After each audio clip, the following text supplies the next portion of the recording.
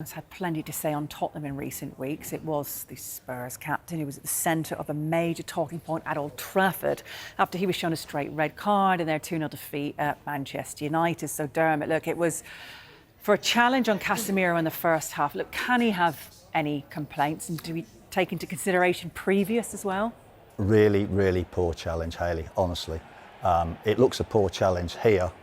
When you look at it close up, it's a really poor challenge. What I will say, it is a really good identification by the referee, spots it, recognises it and deals with it. If you look at this there, that is a really, really poor challenge. Michael Oliver was straight on the spot there. He was very decisive.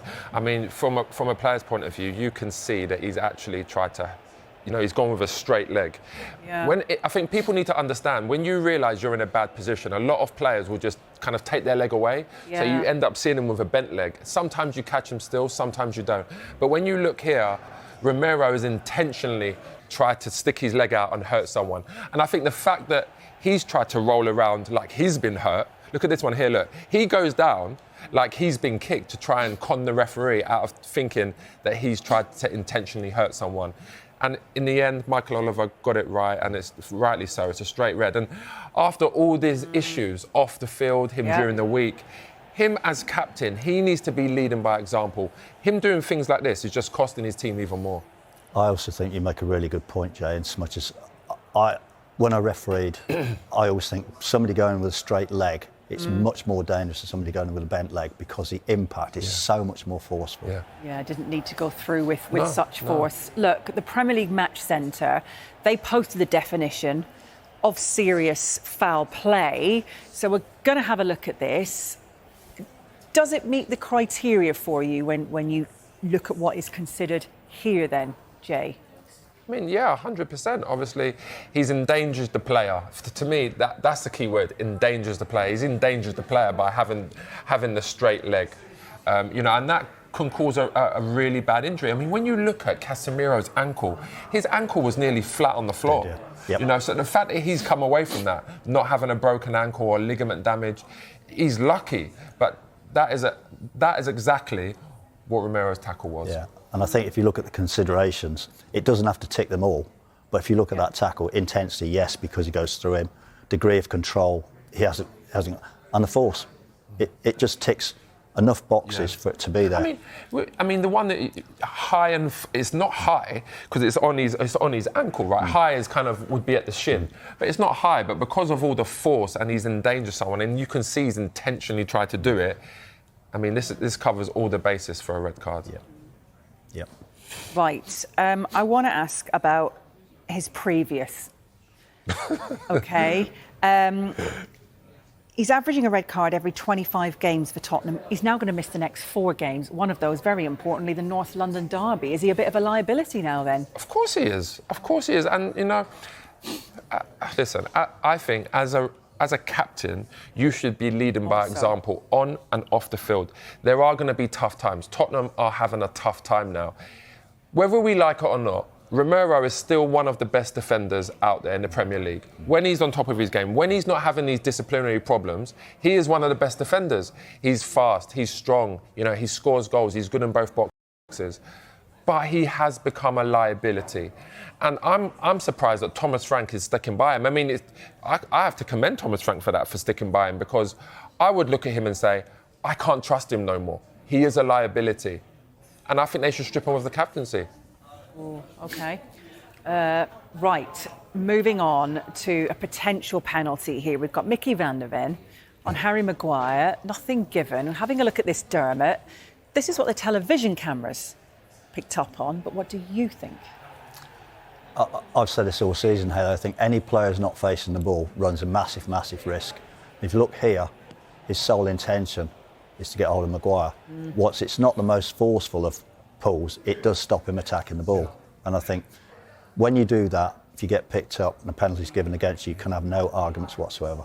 Again, I completely agree. I think we've both been consistent with that this year. If you're not looking at the ball, then you're trying to block the man. I mean, when you see the way Maguire actually standing, he's looking at this thinking, I'm going to get my head on it. And He's one of the best in the league for heading the balls, you know, from corners especially. But when you look at Van der Ven, he's coming round. He's literally looking at Harry Maguire in his face like, I'm going to try and stop you heading the ball. And he's body checked him. People will look at that and say, oh, it's soft. But he has body checked him. He stopped him from heading the ball.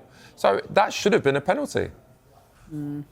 That's our alternate angle, isn't it, there for you, having a look at that. There is enough contact there for you, Jay, you were thinking then. Yeah. Maguire obviously goes down pretty easily. The ref, as you see there, does have the perfect view. Do you know what? We say he's gone down easy. He's not thrown himself to the floor.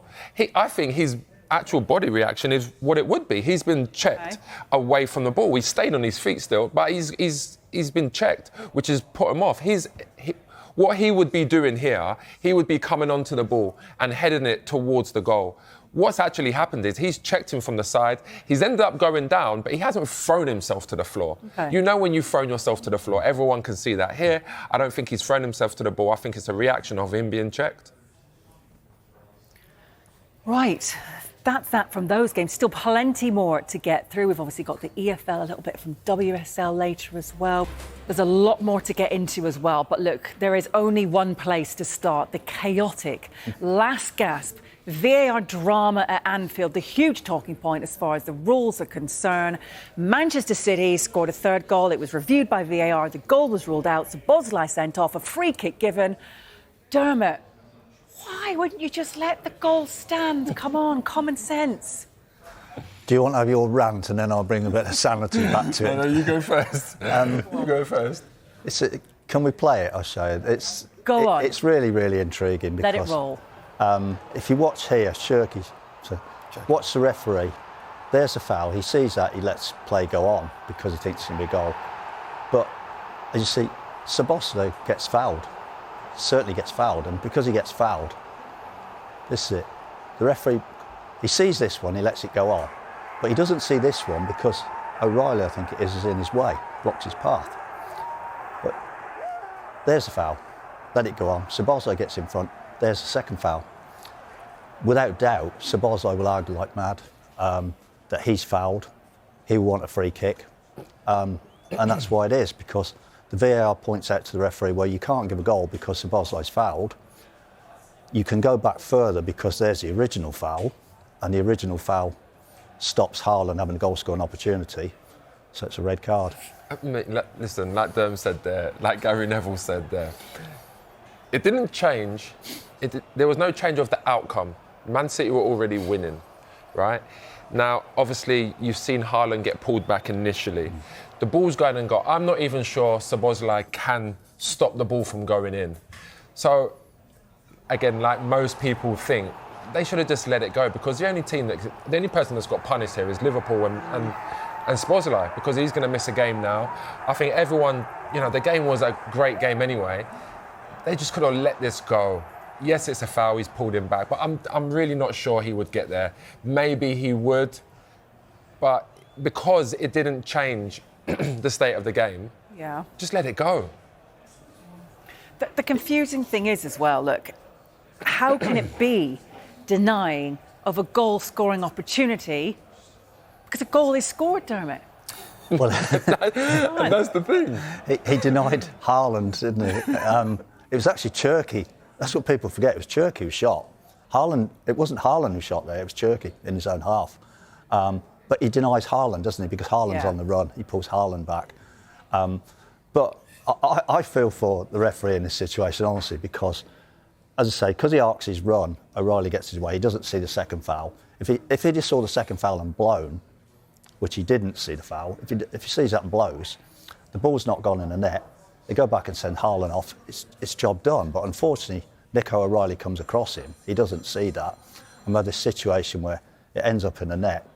Szoboszlai is fouled. There's no doubt about that. And you have to default back to the original. As well, do you know what gave it away as well? I don't know if we can bring it back, but it was Szoboszlai's reaction to the whole situation. 100%. He was just laughing. He's like, just let it go. Himself, it just looked like, just let the goal happen. Yeah, again, foul there. Haaland's fouled him back. The goal could have gone in, but when you see his reaction of getting the red card, he's got a smile on his face. He's laughing like, what's football come to? No one wants to see this. But listen, You would fancy him to get back though, wouldn't you? Because he's dragged back there. yeah. I mean, listen, but it's not. I'm not 100% sure he's going to get it. No, You know, but he stands a good chance. He stands a good chance. He stands a good chance. But I mean, listen, like I said, the state of the game isn't going to be changed by that. Why doesn't the advantage last? Look. This is what I mean. Like, he's looking at it. Haaland's even gone to the referee saying, "Listen, do you really need to send him off?" He's actually gone and said, "It's my goal." Yeah, I suppose there is that. Look, the aim of these decisions, this is to get the right and fair outcome. Could football maybe learn from rugby here? Maybe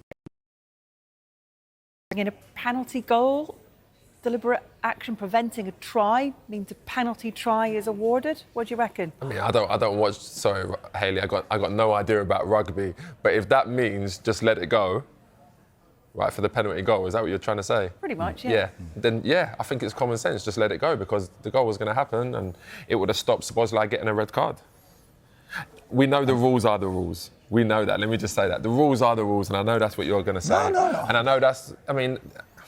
But sometimes you look at situations like that and you just say common sense. But then, you know, off air, we was talking about it to some of our colleagues, and they were saying that if that goal is given at the end of the season, it comes down to goal difference. You know, obviously, you know, whoever's at the top and whoever's going for the league, maybe Arsenal, are going to look back at this and say that shouldn't be given. I think the one good thing that come out of it, though, with the goal being disallowed, it didn't affect the result. You know, it didn't. But had it have affected the result, what would the reaction been from City? It could have been 1-1. City were denied the goal. Look, huge implications for the title race. Yeah, then it would have been a real big problem. It would have been a real big problem because, again, I mean, we're going back to it. I keep alluding to it. It just didn't need to go this way. I know what you always say. You don't like to do ifs. We don't like to do ifs, so let's just keep it simple. The game was 2-1 in the end. It went the right way.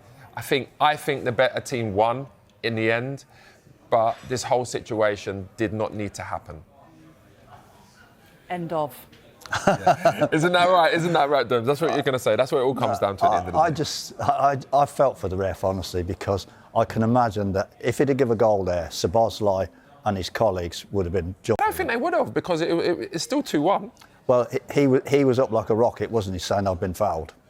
Until he realised he was going to get a red card. Well, that is a great... I always thought I was a great diffuser when a red card comes out.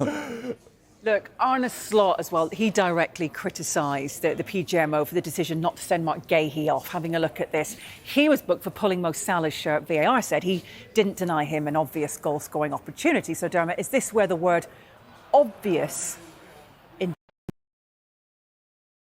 denying that comes into play? Yeah, I think this is possible, Hayley. I think it's not obvious, and that's why it goes from a red card to a yellow card. It's a foul. It's also outside the penalty area. I actually think Mo Salah's quite happy to receive the foul. You know, he goes down. Diaz is coming across. Diaz is very, very fast. He's coming across. You see his arc in his run. So I think it goes from obvious to possible, and that's why a yellow card's produced and not a red. Yeah, I completely agree with that. And when you look at Salah as well, he's turned. He could have been stronger. He could have stayed on his feet. I think Salah thought that he was actually in the penalty area. Right. And that's why he went down easily. But like Dermot said there, I think Diaz would have come over, he would have slid. And then, like you said, it's a possible goal-scoring opportunity. It's not obvious. And to be honest, knowing the way Salah plays, I think he probably would have took a touch inside and then tried to finish it. But I think it's the right outcome. I don't think that's an obvious goal-scoring opportunity. Right. Let's look at a foul that led to Manchester City's penalty then. Alisson brought down Matheus Nunes. The ball's out of play before he hits the ground. What does the referee consider in this case? Come on, Dermot. Well, it's foul. I don't even think Alisson has to make this challenge, to be honest, because I think the ball will run away. I don't think he'll get that ball. Yeah. But it's a foul, and if you look, the ball's in play when he commits that foul, and that's the key thing. If the ball's out of play, he can't give a penalty, but the ball is in play. It's out of play when he hits the ground, but it's in play when he's taken out. Yeah, I completely agree. Alisson didn't need to make that challenge at all. And you would think a player of his experience, he would just kind of, even if he comes out and just like shepherds the ball out, he didn't need to go down to the deck. I don't think Núñez was even going to get there. It's a poor decision from Alisson, but it's the right decision from the officials. It was definitely a penalty. Yeah, 12 points out of 12 then for Manchester United. Let's get some reaction in a moment. Their captain first, the manager, Michael Carrick.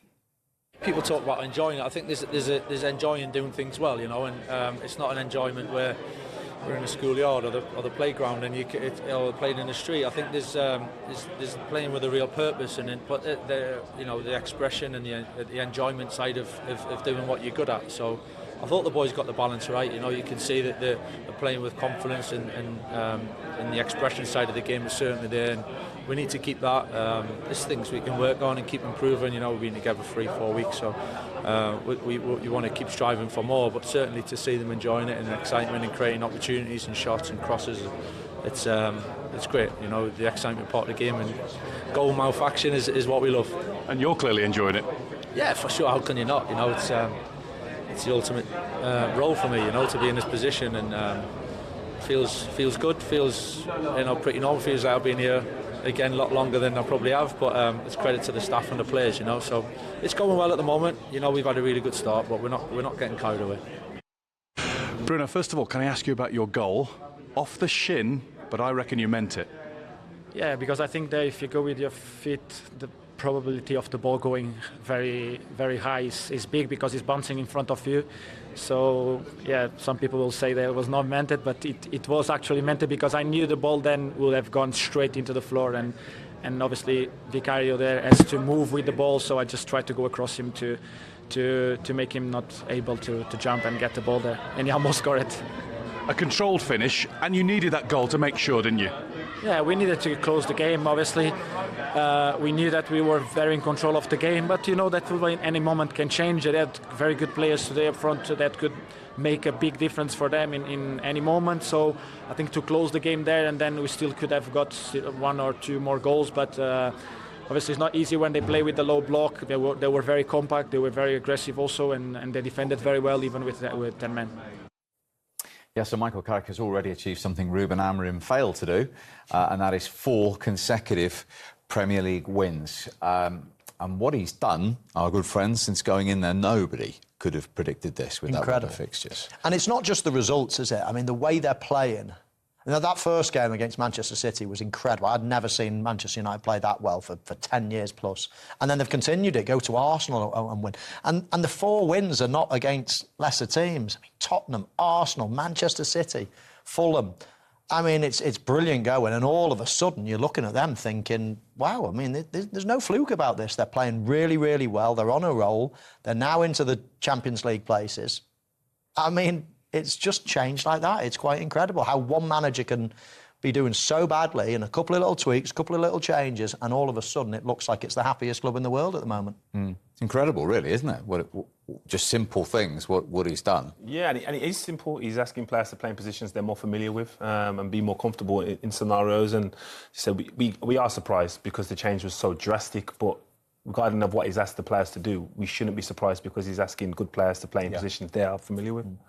Yeah, I mean, as much as I would love Manchester United to struggle, you know, said our neutral global pundit Steve McManaman. But I am thrilled to bits from Michael Carrick and Steve Hollands and Johnny Evans and Jonathan Woodgate. We know them all well. The English coaches will, of course, Johnny's Irish, of course, but you want them to do well. You want them to be given this opportunity. And when they got the opportunity, there was so much negativity around it that I wanted them to do well. I wanted them to prove people wrong. We sit and moan about, as I said, English coaches don't get the opportunity. English coaches never get this. They'll go and employ someone from Germany or Portugal like they have done. Well, an English coach who's been in the Championship, did well, had a little bit of bad luck at Middlesbrough, particularly when he had a couple of injuries to key players. Give him the tools. He can turn these results into really good performances and positive. So I'm absolutely thrilled to bits for him. Liam Rossini at Chelsea again, loads of negativity around it, but he's doing really well, and you want them to do well and keep on improving because it's good for the game. It really is. We'll come to Liam in a moment. So Manchester United with these clear weeks, only playing, 40 games or something all season, will that really give Michael an opportunity to continue this momentum, even though typically he says, we're not getting carried away? West Ham away next. Yeah, West Ham away, and West Ham are in good form at the moment. Of course, they lost to Chelsea, but apart from that, I think they've won all three games. Yeah. Tough game going away in the Premier League. Of course it is, but they've been away. They've been away to Arsenal. They can do it. And yeah, it's just incredible. I can't believe the turnaround, I must admit. But you're right, Steve. Nothing to concentrate on other than what's important. No, distractions with Europe or anything. Not having to rotate. No, exactly. And I think while it's like this, it just puts everyone in a good frame of mind. They can start almost planning ahead as well. And obviously, Michael Carrick's got till the end of the season. But make no bones about it, people behind the scenes will be starting to think now, oh, wow, should we be giving him on a permanent? Not now, of course, towards the end of the season. But I just think it's a much healthier, much easier place to be. And when you're they're not guaranteed the Champions League, of course not, but it's becoming that way. If they keep going on this run, all of a sudden they'll be able to plan with clarity what's going to happen next season. So, yeah, it's an incredible turnaround. And do you know what? If they keep doing what they're doing, I know some people think, no, Michael Carrick can't have this. Why not? They've tried every single thing. They've gone for proven winners. They've gone for ex-player. They've gone for, the new big things in Portugal or wherever it might be. They've gone for the lot. They've gone for everything, haven't they? And all of a sudden, they get somebody that's absolutely gets the club, picking the right teams. Everybody's absolutely flying, they're buzzing. Imagine if they took him and said, right, do you know what, thanks but no thanks, we'll put someone else in and start going rubbish again. Yeah. You'd need your head looking at. I mean, of course he can be given this job full-time if he continues to do well. I mean, they will drop points. They will lose games from now to the end of the season. But what he's achieved already and the way the players are playing and the way the players, you can see they've got a smile on their face. It's like this weight has been lifted off the shoulders. They can express themselves on the pitch. As Jolien said, they can play in their natural positions. They're piling forward, they're making chances. Exciting to watch. The Fulham game last week, Sesko scored in the win. It was brilliant. It was like the old days, wasn't it? And that's what they want. That's what the fans want. That's what Liverpool fans want. That's what Real Madrid and Barcelona fans want. That's the style of play. And the fact that he's brought it back, you should stick with him. And I hope he has the opportunity at the end of the year. I hope they don't panic because of sporting directors and technical directors and he's not the right frame. They should have a serious look about it at the end. Interesting. Now, you raised Liam Rosenior. When he went in at Chelsea, obviously there was question marks, but they'd won once in 8 league games, and he's gone in, like Michael Carrick, and won his first 4 Premier League games, and they're suddenly in the Champions League spots. Yeah, and again, what's refreshing about him and Mark Carrick is they seem very personal to the players. I think they've grasped that it's not just about the coaching. Yes, players want detail and want to win, but they also have to feel like you actually care about them individually as well as a group, and Liam definitely seems and comes across like that. And I think we're doing them a disservice because they're not foreign. I think when no one questioned Mikel Arteta going into Arsenal, and he hadn't even managed. He'd only coached under Pep. So the fact that we have got English coaches that have done the groundwork and the foundations of being a manager and being responsible for a group of players, and these 2 are performing exceptionally well. And also, Jolien, being good man management. Yeah. Being a good man manager doesn't mean you're soft. Doesn't mean you let them get away with murder. Being a good man manager is getting the best out of every individual player and sometimes putting your arm around certain people and saying, look, we need to do this, or asking about family, stupid things. And other times being a little bit more strict with players. But we know that players and the managers in the past for Chelsea and Manchester United have been so cold from the players and don't speak to the players. So there has to be a happy medium. And I'm with Jolien. I think the Chelsea job is a harder job because of their structure that they have. But there's nothing wrong with the way he's gone about the business, has it? Because he's won and won and won. And the players, after they have won, have come out and said really nice things about the manager, which is unusual, for the manager who's been in the job for 6 weeks. Yeah, and to your point about United, Chelsea have tried everything, haven't they? In that sense, so why not give the young English coach an opportunity, as they have? Listen, you'd be beating a drum. I think a lot of young English coaches feel quite aggrieved over the years. You look at what's happened at Manchester United. The rope that Amorim was given as well. It started off really poor and it continued to be really poor. And myself included, but everybody wants to see somebody do well. And you listen to them talk and you think, yeah, I buy into that. OK, let's see how it goes. And you give them a bit more rope. If Michael Carrick lost his first 2 games, it's like, right, that's the interim. He's going to be... He's gone. It's like, there's a short term, there's a critical thing that sort of, I don't know, surrounds English coaches, surrounds young English coaches, and they've probably not got that mystique when they come from, a foreign country, and everybody's like, oh wow, got the accent, and what's this going to be like? And I think that, I don't know, I just think over time we've enjoyed that, and I think maybe, just maybe, we've got some really good English coaches. We've always had right excuses. They haven't got enough experience in the Premier League. And then if they've got experience in the Premier League, they haven't got enough experience in the Champions League. So there's always something to put another barrier in front of the English coaches instead of saying, you know what, there you go, here's the opportunity. You've learned your trade at the lower leagues, and there shouldn't be a barrier to stop you, because some of that lower league football is just as good and actually just as hard, if not harder, because of the finances and the restrictions, than it is in managing a Premier League team. OK, they are in good shape. When we come back, we'll